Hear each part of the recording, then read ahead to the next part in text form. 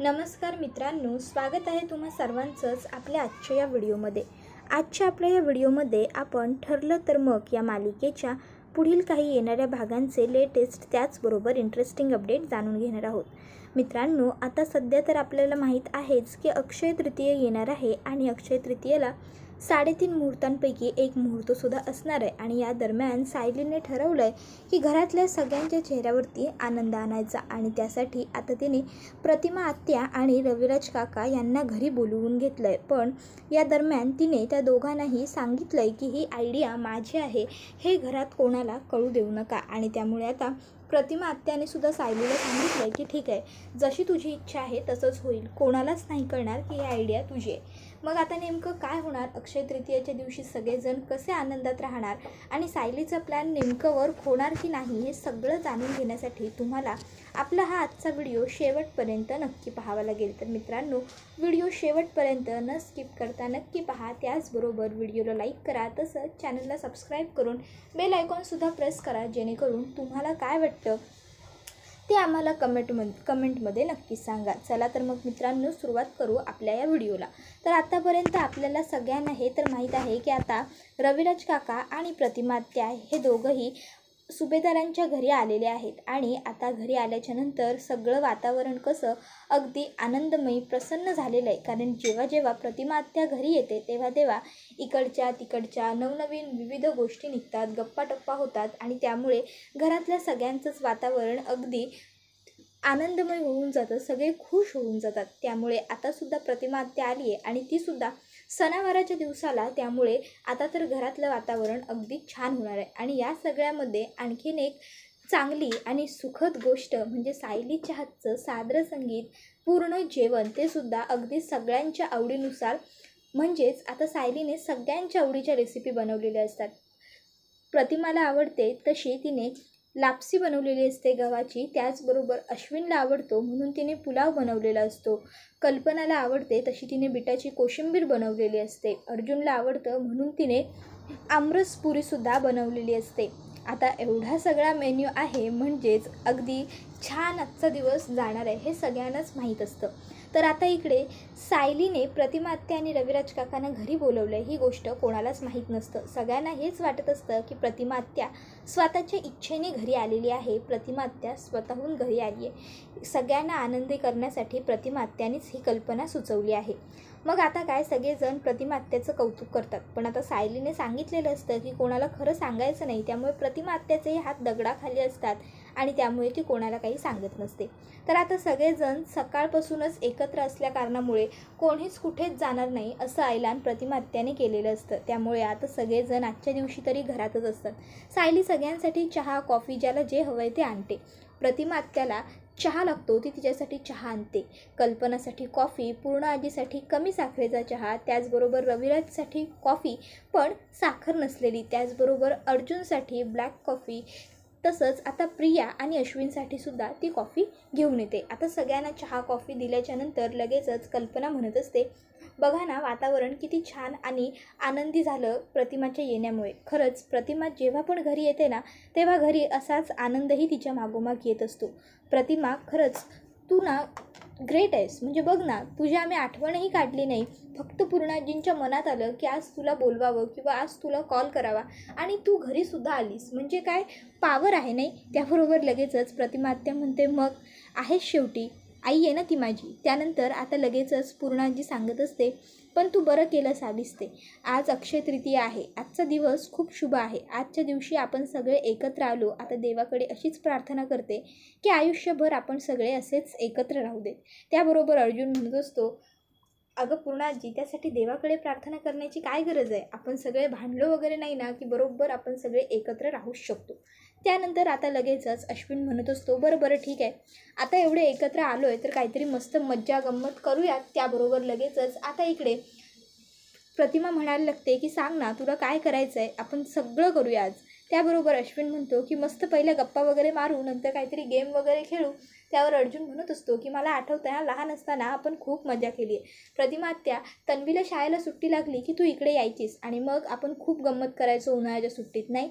त्यावर प्रतिमा आत्यासुद्धा सांगते, हो ना खरंच।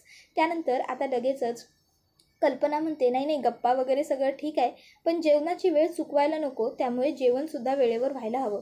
त्याबरोबर लगेचच आता प्रतिमात्या म्हणते, कल्पना अगं काय गं तू, जेवणं होतच राहतील, पण आजची गंमत, आजची मजा ही आजच येणार आहे की नाही, त्यामुळे आज मस्त सगळ्यांनी थोडा वेळ गप्पा टप्पा मारत बसू. आता सगळेजण गप्पा मारायला सुरुवात करतात. तर आता प्रताप हा सांगत असतो की एकदा असंच अर्जुन आणि अश्विनसाठी मी फॅक्टरीतून येताना मोठी मोठी चॉकलेटं आणली होती. आता चॉकलेट आणली आणि दोघांना दिली. अस्मिता तेव्हा लहान होती. अस्मितालासुद्धा मी चॉकलेट आणलं होतं. तिघा भावंडांना चॉकलेटं दिली आणि शाळेत जायची यांची वेळ होती आणि ते चॉकलेट अश्विनने कुठेतरी गार्डनमध्ये ठेवलं आणि तो तिकडेच खेळता खेळता ते विसरून घरात आला. अर्जुनचं चॉकलेट अर्जुनच्या बॅगेत होतं आणि अस्मिताचं पण चॉकलेट तिच्याकडे होतं. आता शाळेची वेळ झाल्याबरोबर प्रतिमाने यांना तिघांना घरात बोलवलं, टिफिन घ्या आणि आता शाळेत जा असं सांगितलं. आता अर्जुनच्या हातामध्ये चॉकलेट होतं, अस्मिताकडे चॉकलेट होतं. मग अश्विनला आठवलं, रे माझं चॉकलेट कुठं आहे. मग तेव्हा अश्विनने स्वतःचं चॉकलेट शोधायला सुरुवात केली. चॉकलेट सापडत नव्हतं म्हणून हा मुलगा म्हणाला की मी शाळेतच जाणार नाही. आरडाओरडा, रड ओरड. मग शेवटी अर्जुनने त्याला त्याचं चॉकलेट दिलं. तेव्हा कुठे तो शाळेत गेला. आता हे सगळं ऐकून सगळ्यांना हसायला येत असतं. सगळ्यांची मजा मस्ती छान सुरू असते. पण आता बराच वेळ होऊन गेलेला असतो आणि आता शेवटी वेळ येते ती म्हणजे प्रतिमा आत्या आणि रविराज काकाची घरी जाण्याची. आता लगेचच प्रतिमा आत्या आणि रविराज काका हे निघालेले असतात. आता प्रियाला तर काही भावूक वगैरे व्हायला झालेलं नसतं, पण सायलीला थोडंसं वाईट वाटत असतं. मग आता ती सगळीच जणं प्रतिमा आत्या आणि रविराज काकाला सोडायला आलेले असतात. कल्पना म्हणत असते की वरचेवर येत जा गं प्रतिमा अशीच. त्यावर प्रतिमा आत्या लगेचच सगळ्यांना खरं सांगून टाकते. तुम्हा सगळ्यांना वाटलं की मी माझ्या मनाने माझ्या मर्जीने इकडे आले, पण तसं नाही आहे. आज खरं तर मी इथे आले त्यामागे सगळ्यात मोठं कारण आहे, ती म्हणजे सायलीने मला इथं बोलवलं होतं कारण तुम्हा सगळ्यांचा मूड तिला चांगला करायचा होता. किती दिवसांपासून घरात चांगलं वातावरण नाही, हसणं खेळणं नाही, म्हणून खरं तर तिने मला बोलवलं होतं. आता हे ऐकून लगेचच प्रताप म्हणत असतो, सायली खरंच तुला घरातल्यांची किती काळजी आहे. आता मात्र कल्पनाला प्रतापचं बोलणं काही आवडत नाही आणि मग लगेचच कल्पना प्रतापकडे बघते. त्याबरोबर प्रताप हा तोंडातले शब्द तोंडात ठेवतो आणि गप्प बसतो. कारण आजचा दिवस हा एवढा सुंदर छान गेलेला असतो, त्यामुळे त्याला आता शेवटचा वेळ हा खराब करायचा नसतो. त्याला शेवटसुद्धा आनंदात घालवायचा असतो. आता लगेचच सायली ही म्हणते, मी तुम्हाला सोडायला पुढपर्यंत येते. आता सायली ही त्यांना गार्डनच्या बाहेर सोडायला जाते. बाकीचे सगळे घरात निघून येतात. बराच वेळ होऊन जातो तरी सायली काही येत नाही. म्हणून मग आता अर्जुन विचार करतो ह्या राहिला कुठे, आणि मग सायलीला बघण्यासाठी आता अर्जुन हा बाहेर आलेला असतो. अर्जुनला दिसतं की सायली ही दोन्ही कानांवरती हात घेऊन गार्डनमध्येच उभी आहे आणि तिला खूप जास्त भीती वाटते. घाम वगैरे तिला फुटला. अर्जुन सायलीच्या जवळ जातो आणि तुला काय होतं आहे सायली, काहीतरी बोल असं विचारायला लागतो. त्याबरोबर लगेचच आता सायली ही अर्जुनला काहीच उत्तर देत नसते, कारण तिला 22 वर्षांपूर्वीचं तिचं बालपण आठवायला लागलेलं असतं. पण तिला सगळं काही आठवत नसतं. ती फक्त एवढंच बोललेलं तिला आठवत असतं, मला सोड, मला पकड, मला धर, अरे नको ना, मला लागेल. आणि आता बघता बघता ती बेशुद्ध होऊन खाली कोसळते. आता बराच वेळ झाला अर्जुनही घरात नाही आला, सायलीही घरात आली नाही. त्यामुळे सगळ्यांनाच विचार पडतो की दोघंजण राहिले कुठे.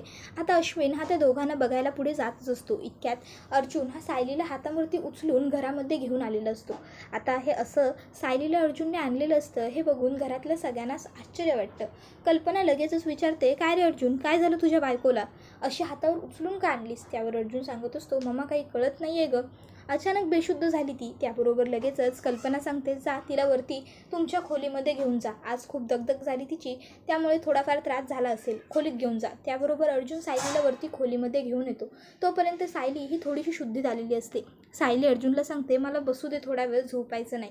मग अर्जुन हा तिला बसून ठेवतो. त्यानंतर आता तो अर्जुन हा सायलीला विचारतो की नेमकं तुम्हाला झालं काय होतं. त्यावर सायली ही सांगायला सुरुवात करते, सर मला ना काही कळत नाही आहे, पण पहिल्यांदा जेव्हा आपलं लग्न झालं होतं आणि मी या घरात आले तेव्हा पण मला असं वाटत होतं की मी या घरातून यापूर्वीसुद्धा येऊन गेले. हे घर मला ओळखीचं वाटत होतं. मग हळूहळू ते मी विसरायला लागल्याच्या नंतर मला ना सतत आपल्या गार्डनमध्ये गेल्यावरती कसले तरी आवाज येतात, म्हणजे लहान मुलांचे आवाज येतात, मला सोड, मला पकड, मला धर, अरे नको, मला लागेल, अरे ऐक ना, अरे जाऊ नकोस, अरे थांब वगैरे वगैरे असे भरपूर मला आवाज येतात. आणि ते आवाज आल्याच्या नंतर ना अचानक मला बेशुद्ध व्हायला होतं. कदाचित हे ना माझ्या लहानपणीचे आवाज आहेत. मला हा त्रास पूर्वीपासून आहे. जेव्हा जेव्हा माझं बालपण मला आठवतं तेव्हा तेव्हा असं काहीतरी होतं. आता इतक्यात अर्जुनच्या फोनवरती प्रतिमा आत्याचा फोन आलेला असतो. अर्जुन फोन उचलतो तर प्रतिमा आत्या ही अर्जुनला सांगते, अर्जुन आम्ही आत्ता जस्ट घरी पोहोचलो. बरं मला सांग सायली कुठे आहे? त्यावर अर्जुन म्हणतो, ह्या काय माझ्या पुढ्यात आहेत. त्यावर लगेच प्रतिमा आत्या म्हणते, अरे मग ती फोन का उचलत नाही आहे? कधीपासून कॉल करते मी तिच्या फोनवरती. बघ 2-3 फोन केलेत मी तिच्या फोनवर. त्याबरोबर अर्जुन लगेचच आता प्रतिमा आत्याला काही न सांगण्यासाठी म्हणायला लागतो की अगं आत्या, ते चुकून त्यांचा फोन खाली किचनमध्येच राहिला बहुतेक. मघाशी तुम्हाला सोडायला येताना घाईघाईत किचनमध्ये भांडीकुंडी ठेवून त्या येत होत्या ना. जाऊ देत, तू माझ्या फोनवरून बोल त्यांच्याशी. सायली फोन घेते आणि प्रतिमा आत्यांना विचारत असते, व्यवस्थित पोहोचलात ना तुम्ही आत्या? त्यावर प्रतिमा आत्या सांगत असतात की हो हो आम्ही व्यवस्थित पोहोचलो, आत्ता जस्ट पोहोचलोच आहे आणि तुम्हाला कॉलच करत होतो. तुझ्या फोनवरती फोन लागला नाही, मग काय अर्जुनच्या फोनवरती कर, असं रविराज म्हणाले. त्याबरोबर लगेचच सायली म्हणते, हो बरं केलं तुम्ही. त्यानंतर लगेचच आता सायली ही प्रतिमा आत्याला थँक्स, तुमच्यामुळे आज घरातलं सगळं वातावरण पुन्हा पूर्वीसारखं झालं असं म्हणायला लागते. त्यावर प्रतिमा आत्या ही सायलीला म्हणते, अगं मला नको थँक्स म्हणू, उलट मीच तुला थँक्स म्हणायला पाहिजे की माझं माहेर आज तुझ्यामुळे कित्येक वर्षानंतर मला पहिल्यासारखं पाहायला मिळालं. त्याबरोबर लगेचच आता इकडे सायली ही पुन्हा गप्प गप्प बसलेली असते. तर अर्जुन हा तिला विचारतो, मघाशी काय सांगत होता तुम्ही आत्याचा फोन येण्यापूर्वी? त्यावर सायली सांगत असते की तेच सांगत होते, मला ना त्या सगळ्या गोष्टी आठवायला लागल्या की त्रास होतो, म्हणून मधुभाऊने सुद्धा मला कधी माझं लहानपण किंवा माझा भूतकाळ विचारलाच नाही. त्याबरोबर लगेचच आता अर्जुन हा सायलीला म्हणतो, नाही बरं सगळं ठीक आहे, पण आता ना खरंच खूप उशीर होत चालला आहे, तुम्ही झोपून घ्या. त्याबरोबर सायली म्हणते, अहो नाही, आता मला झोप नाही येणार, आता बराच वेळ मी अशी जागीच बसून राहीन. त्याबरोबर अर्जुन म्हणतो, नाही नाही काहीच गरज नाही आहे, तुम्ही गुपचूप अंथरुणावरती अंग टाका, बरोबर तुम्हाला झोप लागून जाईल. सायली नको नको म्हणत असते. अर्जुन तिला जबरदस्तीने झोपायला लावतो. तो तिला सांगतो, दगदग झाली दिवसभर, झोपून घ्या, म्हणून तुम्हाला त्रास झाला असेल. आता अर्जुन सायलीला तर जबरदस्तीने झोपायला लावतो, पण त्याच्या डोक्यात मात्र आता विचार फिरायला लागतात की नक्की सायलीचा असा काय भूतकाळ आहे की जो तिला आठवतही नाही, आणि आठवला तरी इतका पुसट आठवतो आणि एवढा तिला त्रास होतो. काही झालं तरी आता मला हे शोधून काढायचं आहे, पण कसं, हा प्रश्न आता अर्जुनला पडलेला असतो, कारण त्याला सायलीबद्दल काहीच माहीत नसतं. तर आता दुसरीकडे प्रतिमा आत्या ही हसत असते. तर रविराज सर हे तिच्या समोर येतात आणि काय मग आज अगदी आनंदी दिसताय असं विचारतात. त्यावर प्रतिमा आत्या सांगत असते, हो मग आज मी खरंच खूप खुश आणि खूप आनंदात आहे. अहो कितीतरी वर्षांनी आज पुन्हा मला पूर्वीसारखं वाटलं. त्याबरोबर हे सगळं काही सायलीमुळे झालं असं प्रतिमा आत्या म्हणते. त्यावर रविराज काका म्हणत असतात की झालं, पुन्हा तू सायली पुराण सुरू केलंस. अगं मला मान्य आहे, पण तरीसुद्धा सायली ही चुकीचं वागली आपल्या मुलीच्या बाबतीत, ही गोष्ट तू इतक्या लवकर कशी काय विसरू शकतेस? त्यावर लगेचच आता प्रतिमा आत्या ही सांगत असते की जे काही झालं ते आता आपण विसरून नव्याने सुरुवात केली पाहिजे रविराज. तर दुसरीकडे आता अर्जुन हा मात्र विचार करत राहिलेला असतो की आपल्याला काय करता येईल, कशा पद्धतीने आपल्याला सायलीचा भूतकाळ समोर आणता येईल. मग अर्जुन विचार करतो की या सगळ्यामध्ये मला मधुभाऊ मदत करू शकतील. पण नंतर त्याच्या मनात पुन्हा विचार येतो की मधुभाऊंना तरी सायलीचा भूतकाळ काय माहीत असेल, त्यांनासुद्धा ती लहान असताना सापडली आणि ती तर सांगते की तिला काहीच लहानपणीचं आठवत नाही, आणि मधुभाऊंनीसुद्धा तिला कधी विचारण्याचा प्रयत्न केला नाही, कारण तिला त्या सगळ्या आठवणी आठवून त्रास होतो. मग काय करता येईल, कशा आठवणी शोधता येतील हिच्या? मग अर्जुनच्या लक्षात एक गोष्ट येते की कदाचित तिच्या लहानपणीच्या वस्तू मधुभाऊंनी ठेवल्या असतील, त्यामध्ये मला एखादी ना एखादी वस्तू कशी काहीतरी सापडेल की ज्याच्यावरून मला तिचा भूतकाळ शोधता येईल. मग आता अर्जुन ठरवतो की उद्या सकाळीच मी मधुभाऊंबरोबर बोलणार आणि सायलीचा भूतकाळ शोधण्याचा प्रयत्न करणार. जर नाही सापडला तर नाही सापडला, पण जर कदाचित काहीतरी सापडलं तर किमान एवढं तरी नक्की होईल की सायलीला हा सगळा त्रास का होतो, कशामुळे होतो. मग आता मात्र अर्जुनला झालेलं असतं की कधी सकाळ होईल आणि कधी मी मधुभाऊंकडे जाईन. खरं तर तो रात्रीच मधुभाऊंबरोबर बोलणार असतो, पण अक्षय तृतीयेचा एवढा चांगला मुहूर्त असतो, उगाचच्या उगाच त्यांना तरी रात्रीचं टेन्शन कशाला द्यायचं, आपल्याला तर झोप येत नाही आहे, त्यांचीसुद्धा झोप का खराब करायची, असा विचार तो करतो आणि गप्प बसतो. तर दुसरीकडे आता मात्र प्रताप हा कल्पनाला म्हणत असतो, काय मग आज एकदम आनंदी दिसतेस? त्यावर लगेचच प्रतिमा म्हणत असते, हो मग कल्पना म्हणत असते की हो मग आज एवढ्या दिवसानंतर प्रतिमा आणि रविराज भाऊजी घरी आले, आणि बघा ना घरातलं वातावरण किती आनंदी आणि प्रसन्न झालं. कितीतरी वर्षानंतर मला पूर्वीच्यासारखं वाटलं. नाहीतर या गेल्या काही दिवसांपासून आपल्या घरामध्ये नुसते वाद कलेश सुरू आहेत. सायली लग्न करून घरात आली आणि त्याबरोबर प्रताप म्हणतात, चुकतेस तू कल्पना. सायली या घरामध्ये लग्न करून आत्ता नाही आली. कॉन्ट्रॅक्ट मॅरेज का असेना, पण सायली या घरामध्ये लग्न करून 2 वर्षापूर्वीच आली होती. तेव्हा या घराचं तिने अगदी गोकुळ करून टाकलं. जशी ती या घरात आली तसंच या घरामध्ये सुख, शांती, समृद्धीही आणखीन जास्त वाढत गेली. पण जेव्हापासून तन्वी आपल्या घरात आली आहे ना, तेव्हापासून आपल्या घरात वाद व्हायला लागले.